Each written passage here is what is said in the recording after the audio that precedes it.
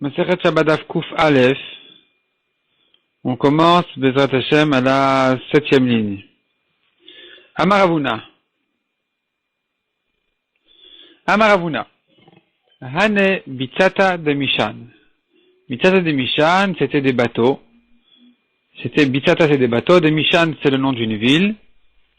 En Metal Telin Ben. On n'a pas le droit de porter dans le bateau lui-même. Parce que le bateau lui-même n'est pas un Reshut Yachid. Pourquoi est-ce que le bateau n'est pas un Reshut Yachid? Alors, Rashi explique, Bitsata, Rashi en début de ligne, Bitsata, c'est un peu plus bas que là on en est dans la Gemara. Rashi à droite, Bitsata Sfinot Ktano, des petits bateaux, ou Ktsarot Milamata, qui sont étroits, qui sont fins en bas, Ad Kechudo Shel Sakin, jusqu'à la pointe, comme la lame d'un couteau. Donc, ces petits bateaux n'avaient pas 4 fachim en bas.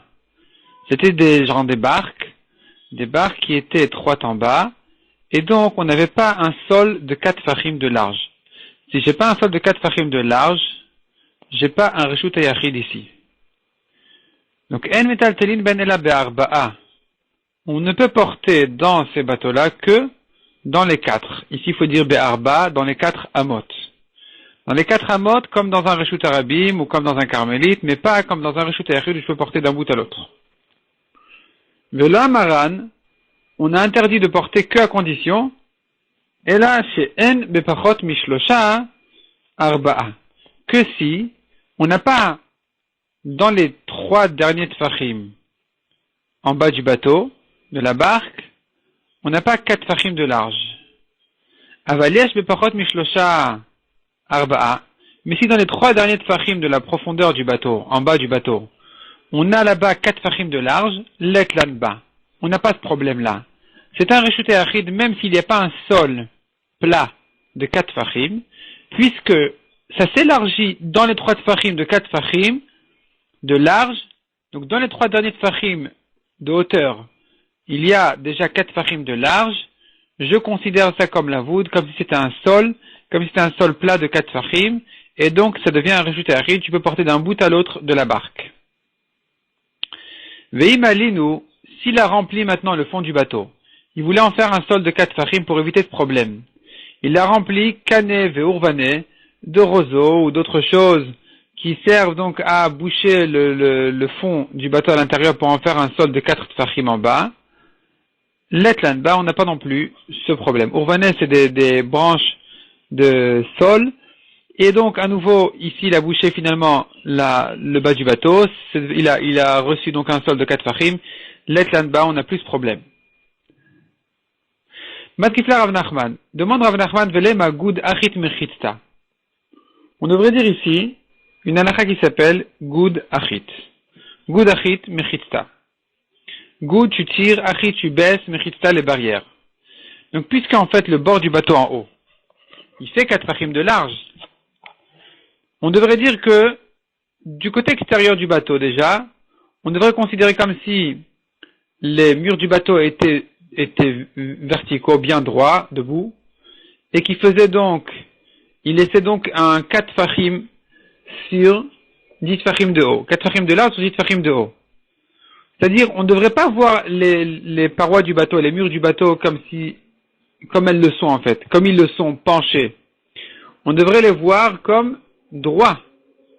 Ça s'appelle goud achit mechissa. Tu tires et tu baisses la barrière vers le bas, les rebords du bateau en haut. On devrait les considérer comme s'ils n'étaient pas pointus en bas, mais au contraire comme s'ils étaient vraiment des murs bien verticaux.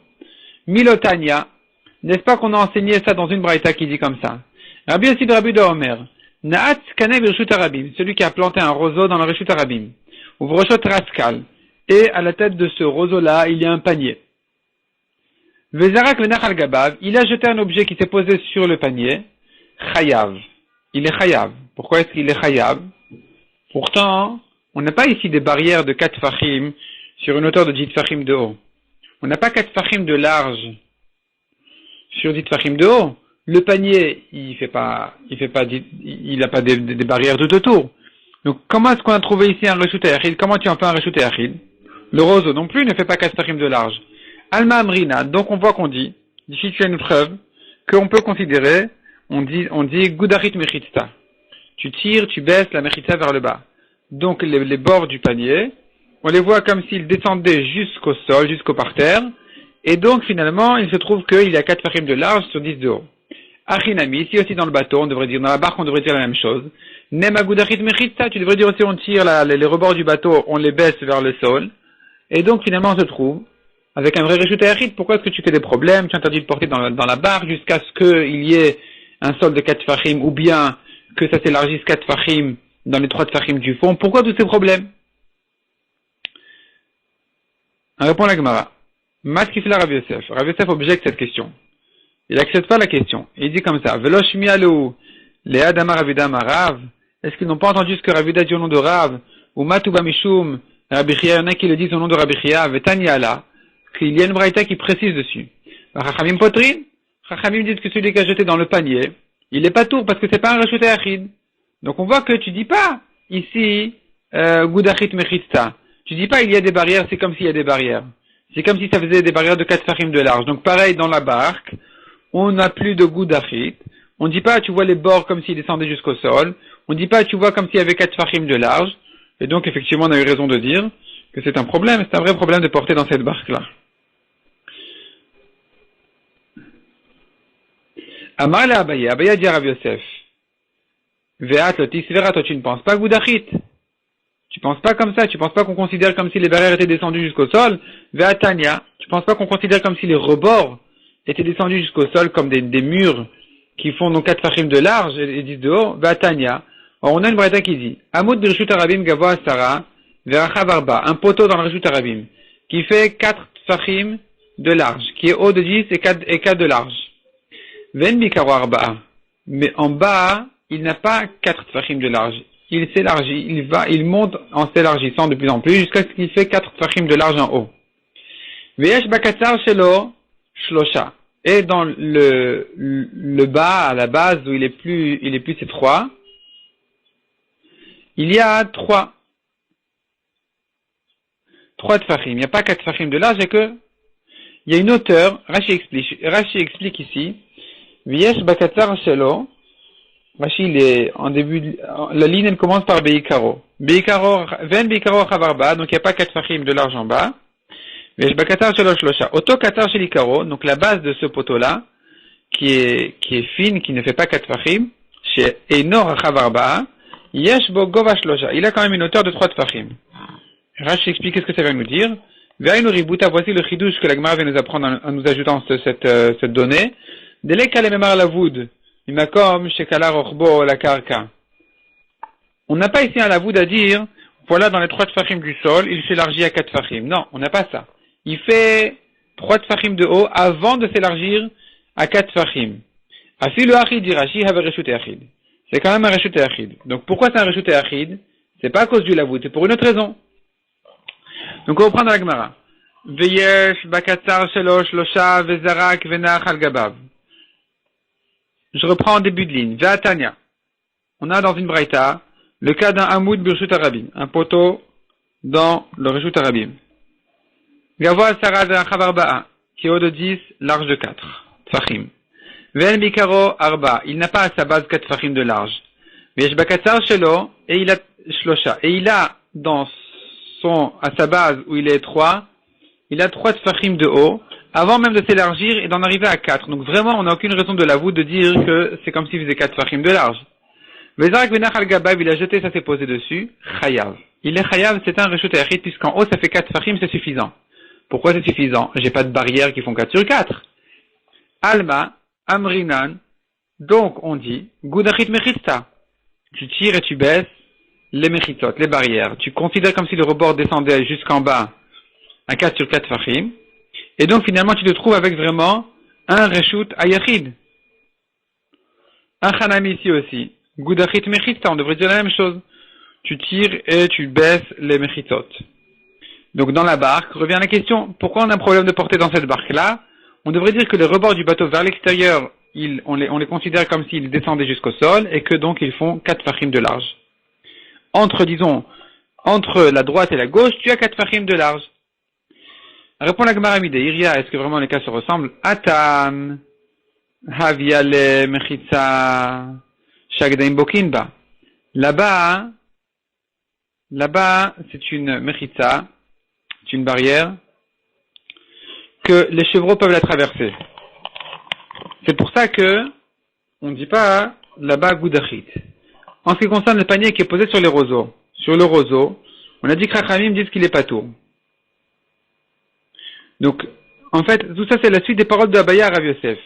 Rav Yosef, toi, qui as voulu prouver, du cas du panier, qu'on ne dit pas Goudachit, c'est différent. Là-bas on ne dit pas Goudachit, mais en général on dit Goudachit. La preuve c'est le poteau dans le Reshut Arabim, on a bien dit que c'est un Reshut Ayachid, on dit Goudachit là-bas. Donc le cas du panier, il faut l'expliquer autrement. La raison pour laquelle dans le panier on ne dit pas Goudachit, pourquoi on ne dit pas qu'il y a pourquoi on considère pas comme si on voyait des barrières descendre des rebords du panier, c'est parce que à quoi ça sert de dire voilà il y a des murs alors que je vois les chevreaux qui passent en dessous, qui traversent, ils s'en fichent de tous les murs que tu considères, que tu imagines. Voilà les chevreaux, ils traversent cet endroit-là. Donc ne me dis pas qu'il y a un Goudachit. C'est comme celui il se réveille à Soukot dans sa souka, il voit que tout était volé. Il dit, mais je comprends pas comment le voleur il est rentré dans ma souka. Alors qu'il y avait un lavoud ici, et il y avait un Dofen Akuma là-bas. Dans tous les sens, j'ai des halachot qui me disent que tout est bien fermé. Comment le voleur il est rentré? Donc le voleur apparemment, c'était pas un si grand Talmid Chacham que toi. Et il a quand même réussi malheureusement à traverser ton lavoud. Ici, la Gemara dit, les chevreaux ils viennent. Ils traversent cet endroit-là. Ne me dis pas Goudachit. Les chevreaux ils traversent cet endroit-là.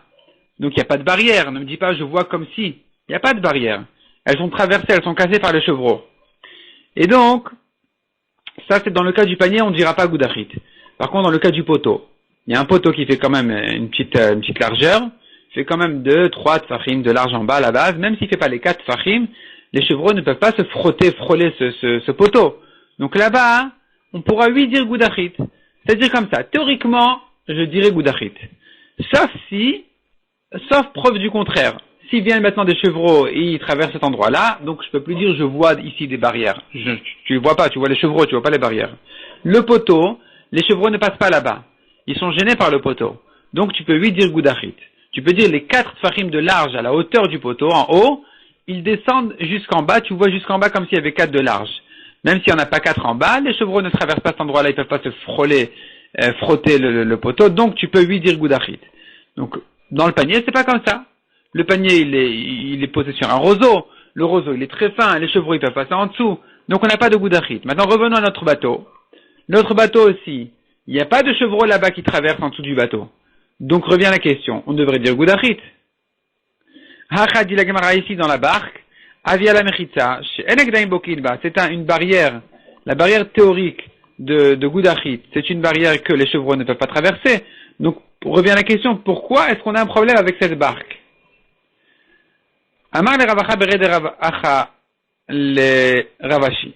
Ravacha, fils de Ravacha, intéressant, a dit à Ravashi, Gabes Fina Nami, dans le bateau aussi, on ne peut pas dire Goudachit. Pourquoi? Haïka Bkiat Dagim, il y a les poissons qui traversent. Amar lui a répondu, Bkiat Dagim Loshme Bkia. Les poissons qui traversent, ça s'appelle ça. On les voit pas. Comme on les voit pas, on peut les négliger. On peut dire non, il y a un Goudachit ici, et donc tu vous considères comme si le bateau, les rebords du bateau descendent jusqu'en bas, donc il se trouve que tu as 4 tfachim entre un mur et l'autre, tu as un reshut ayachid. Ou menatemra, et d'où tu sais dire ça que Bekiyat et Dagim, donc les poissons qui traversent ne nous gênent pas. Neba mine Rabbi Tavla me Ravin. Rabbi Tavla demandait à Ravin. Meritzat luya maou, shetatir bechurba. Une barrière suspendue. Qu'est-ce qu'il en est qu'elle permette dans une ruine? On a une maison, et les murs sont cassés. Ils sont cassés en bas, mais en haut, non. En haut, les murs tiennent encore, et en bas, ça s'est plus ou moins cassé, et en bas, j'ai plus vraiment de mechitzot. Est-ce que je peux dire que Goudachit, est-ce que je peux dire que les murs qui sont en haut, je les vois comme s'ils descendaient jusqu'en bas, ou non?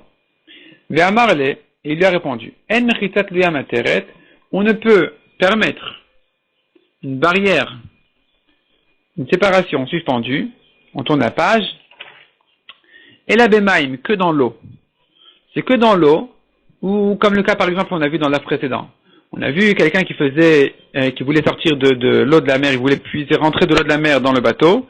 Il se fait des barrières de 4 sur 4 fachim de large, et tu considères comme si les barrières descendaient jusqu'au fond de la mer, tu peux puiser là-bas de l'eau. Ou bien, il y a d'autres cas, quelqu'un qui habite au-dessus de la mer, il se fait aussi un petit balcon avec un trou, et il peut puiser de l'eau de la mer chez lui à la maison, grâce à ces barrières-là qui sont considérées comme si elles descendaient jusqu'en bas. Et ainsi de suite. Donc, dans l'eau, on peut dire qu'une barrière suspendue, elle est vue comme si elle descendait jusqu'au bout.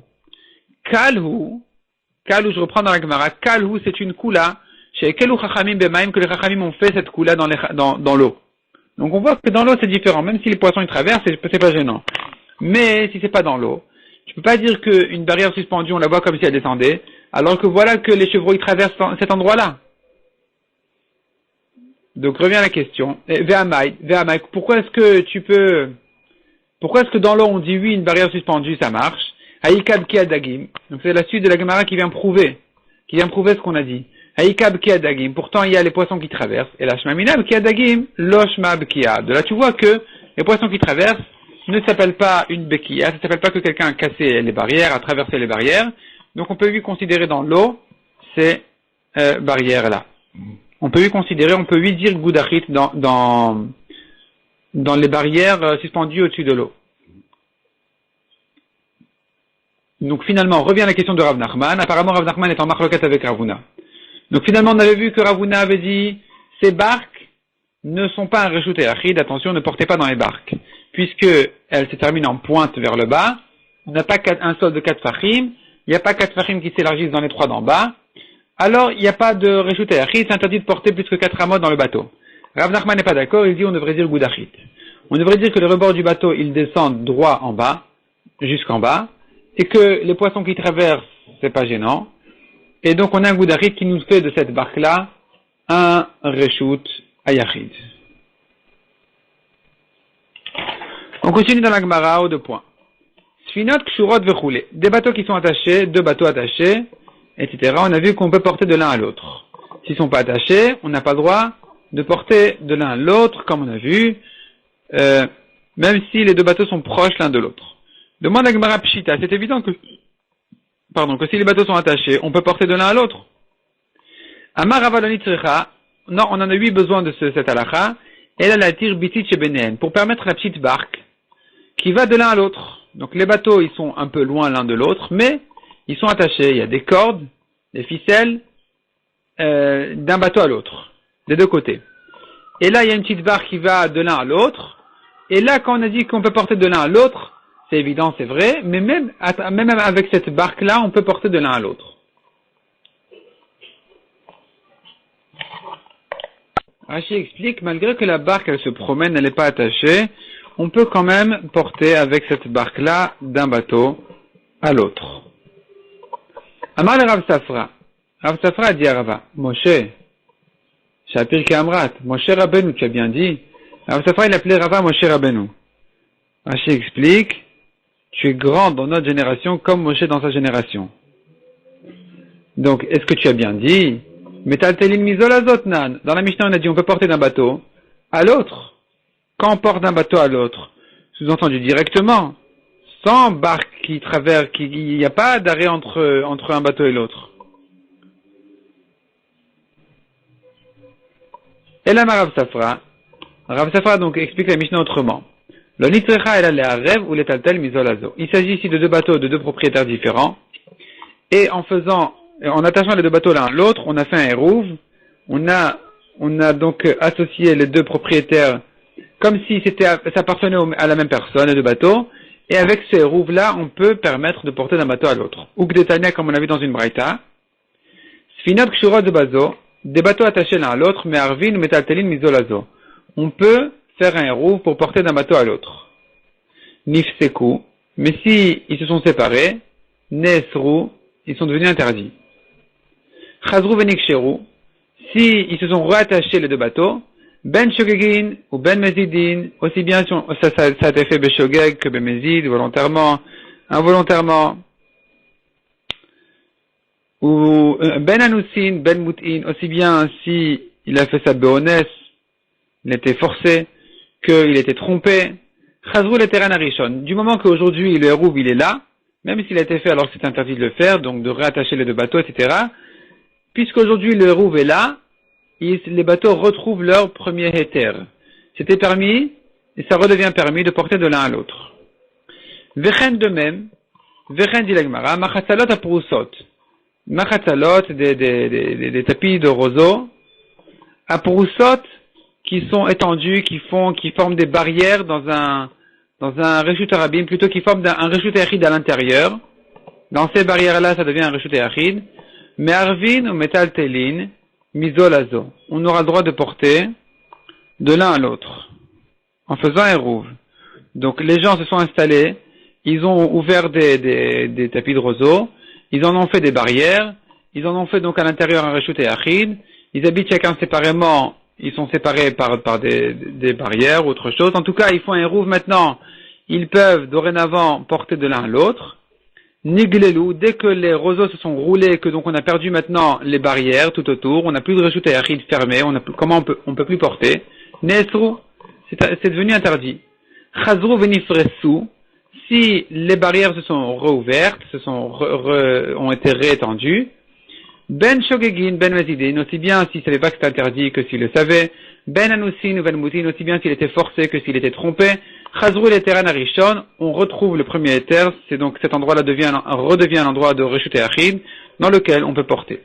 Shekol mechita shenasa beshabbat, car toute barrière qui a été faite pendant Shabbat, Ben Beshogeg Ben Mezid, aussi bien Beshogeg que Ben Mezid, Shema mechita. Elle s'appelle une mechita, on peut en profiter pour dire qu'il y a ici un reshut achid dans lequel on peut porter. Et ni, est-ce que c'est comme ça, demande la Gemara, et ni en début de ligne, au milieu de la page. Ve'amar Rav Nachman, Loshan la Lizrok, Rav Nachman a dit qu'on ne peut s'appuyer, profiter de ces barrières, on ne peut considérer ces barrières-là comme des barrières que pour jeter. C'est-à-dire que c'est que pour la Khumra de dire que celui qui a jeté là-bas à l'intérieur, il a jeté dans un reshut achid, que je pourrais me servir de ces barrières en disant oui, effectivement, il y a un reshut achid ici, celui qui jette du reshut arabim à l'intérieur, il est chayav. Aval et altel assour, mais de profiter des barrières en disant voilà, il y a un reshut achid, j'ai le droit a priori de porter à l'intérieur, non, ça c'est interdit. Donc on va considérer ces barrières-là qui ont été faites pendant Shabbat comme un reshut achid que pour la khumra, pour rendre chayav celui qui a jeté du reshut arabim à l'intérieur, mais pas pour la kula de permettre a priori de porter là-bas. Répond la Gemara. Kitmar de Rav Nachman à Mezid Itmar. Ce que Rav Nachman a dit, c'est enseigné sur le Mezid. Donc si il savait que c'est interdit de faire ces barrières-là pendant Shabbat, il les a quand même faites, il ne pourra pas en profiter. Il ne pourra pas dire voilà, il y a un reshut achid, j'ai le droit de porter là-bas. Par contre, c'est quand même un reshut achid dans le sens de la Chouma, où si quelqu'un va jeter du reshut arabim à l'intérieur, il serait chayav. Mais si c'était fait beshogeg, eh bien, il pourra quand même profiter, se servir de ces barrières en disant voilà, j'ai le droit de porter. Donc ce qu'on a vu jusqu'en haut, ce qu'on a vu en haut, que les barrières en font un reshut achid, c'est vrai. Dans tous les cas, ça devient un reshut achid, aussi bien beshogeg que bemezid, mais pour en profiter et porter a priori, ça sera que dans le cas du shogeg, on va permettre. Amar Shmuel, on continue dans la Gemara, Itmar, non, pas Itmar, Amezid Itmar, point. Amar Shmuel, ve'afil kshurat bechut asarbal. Ce qu'on a dit que les bateaux qui sont attachés, ils peuvent faire un rouve, ils peuvent porter de l'un à l'autre, même s'ils sont attachés avec une petite ficelle, ou un petit fil qui sert à coudre le col de la tunique, donc pour fermer, un petit fil qui sert à fermer donc sa chemise en haut, c'est suffisant. Évidemment, à partir du moment où cette ficelle-là, elle va pas se déchirer immédiatement. Elle peut attacher les deux bateaux. Mais il n'y a pas besoin de plus que ça. Echidami, de quoi il s'agit, demande la Gemara. Idiachol lamidan. Si la ficelle, elle peut tenir les bateaux, pshita, c'est évident. Idaniachol lamidan. Si la ficelle ne peut pas tenir les bateaux, elle va craquer. Elle va se déchirer. Amai. Pourquoi est-ce que c'est suffisant? Répond la Gemara l'olam diachol lamidan. La ficelle peut, oui, tenir les bateaux. Ou Shmuel a fouke medinav shekati. Shmuel qui a dit que même une petite ficelle c'est suffisant. Shmuel est venu exclure de ses propres paroles, qui a dit ailleurs qu'il faut vraiment une chaîne en métal. Ici, Shmuel est venu préciser, non, ici on n'a pas besoin d'une chaîne en métal, on n'a pas besoin de métal ici du tout. Le métal, on en a besoin que dans un autre contexte. On verra tout de suite. Chez nous, dans Shabbat, on n'a pas besoin de chaîne en métal, n'importe quelle ficelle est suffisante du moment qu'elle tient les bateaux. Où est-ce qu'on a eu besoin d'une chaîne en métal? Ça a été dit à propos de Touma et Tahara. Donc la Gemara ramène pour ça une Mishnah dans Masechet Ha'alot. Masechet Ha'alot, la Mishnah dit comme ça, Detnan. Kshara, Bedavar Amamida. Si il a attaché le bateau avec quelque chose qui peut tenir le bateau, mais vit la Touma. Ça fait passer cette corde-là, elle peut faire passer la Touma de la tente du mort à l'intérieur du bateau. Donc le bateau sera Avatouma, il va rendre les récipients qui sont à l'intérieur du bateau Tamé, Rishon Atuma. Mais d'abord, chez Namida, si le bateau est attaché avec une ficelle qui ne peut pas tenir le bateau, elle me vit la Touma ne passe pas au bateau. Ve'amar Shmuel a expliqué. Qu'est-ce que ça veut dire d'avoir un Amida, une chose qui peut tenir et qui ne peut pas tenir? C'est pas ça ici le sujet. Le sujet ici n'est pas est-ce que ça peut tenir ou pas. Le sujet ici, quand on te dit quelque chose qui peut tenir le bateau, on veut dire par là une chaîne en métal qui, en général, on s'en sert pour attraper le bateau. Elle peut faire passer la Touma. Pas parce que le bateau tient grâce à cette chaîne-là, mais parce que c'est en métal. Le métal, ici, nous cause tout le problème.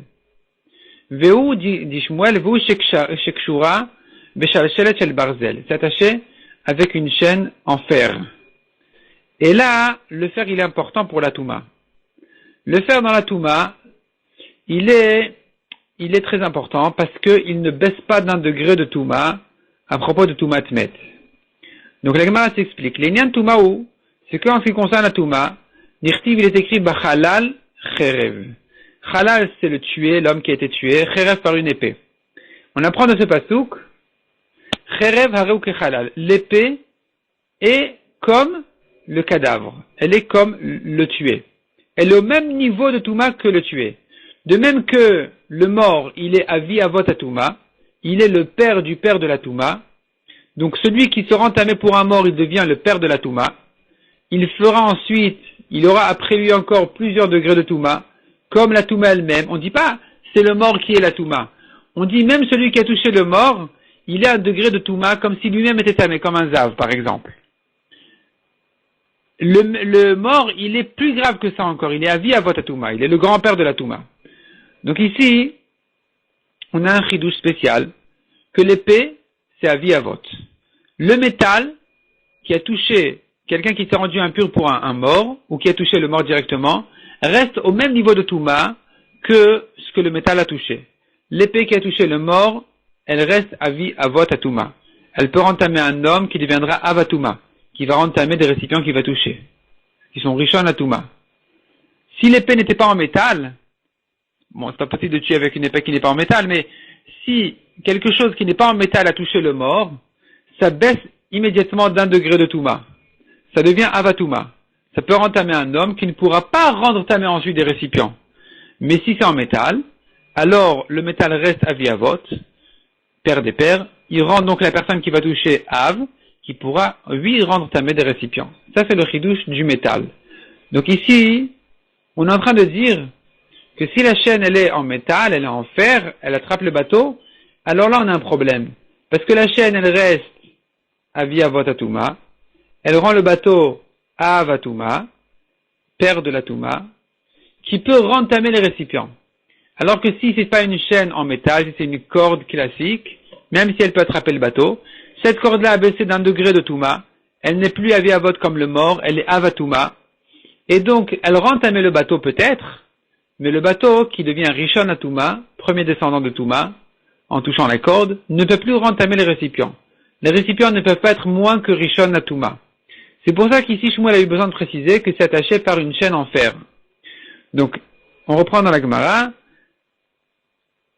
L'Inyan Touma hu dirtiv. C'est quand ce qui concerne la Touma, où on parle de fer, de chaîne en fer, parce qu'il est écrit ou dirtiv, bachalal cherev, cherev aru kechalal. L'épée en métal est comme le cadavre, est comme le mort.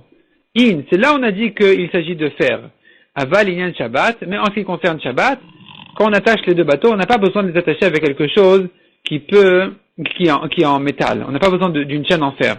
Kevan diachol la amida, à partir du moment où la ficelle peut attraper les deux bateaux, un fil bechut asarbal, même si c'est un petit fil de couture, ou quelque chose comme ça, pas aussi fin, mais en tout cas l'essentiel c'est que c'est une ficelle qui peut tenir un lacet ou quelque chose qui peut attraper bien les bateaux sans se déchirer, alors c'est suffisant pour en faire un roue et permettre de porter de l'un à l'autre. Donc finalement, ce qui se trouve ici en fait, c'est que nous avons la même expression dans deux contextes différents. Et Shmuel qui vient préciser, sache que l'expression d'Avar et Achol Lamida, de quelque chose qui peut tenir le bateau, n'a pas le même sens dans Shabbat que dans Touma. Dans Shabbat, quelque chose qui peut attraper le bateau, qui peut tenir le bateau, ça veut dire pratiquement, ça se déchire pas. Les bateaux sont attachés, tu peux porter de l'un à l'autre. Peu importe si c'est en métal ou c'est autre chose. En ce qui concerne par contre à Touma, quand je dis quelque chose qui peut tenir le bateau, je veux dire par là quelque chose qui est habituellement, on s'en sert pour tenir le bateau, ça fait allusion au métal d'Avka, qu'au métal. Et là, c'est comme ça que, donc là-bas quand on dit tenir le bateau, c'est pas tenir le bateau qui est important. C'est le métal qui est important. C'est le fer qui nous intéresse. C'est ça ce qui mène la Touma. Il n'y a que ça qui peut amener la Touma du mort jusqu'au récipient du bateau. Si c'était pas en fer, là-bas, même si c'est une ficelle qui peut lui attraper le bateau, du moment qu'elle n'est pas en fer, elle peut peut-être entamer le bateau, mais les récipients qui sont à l'intérieur du bateau sont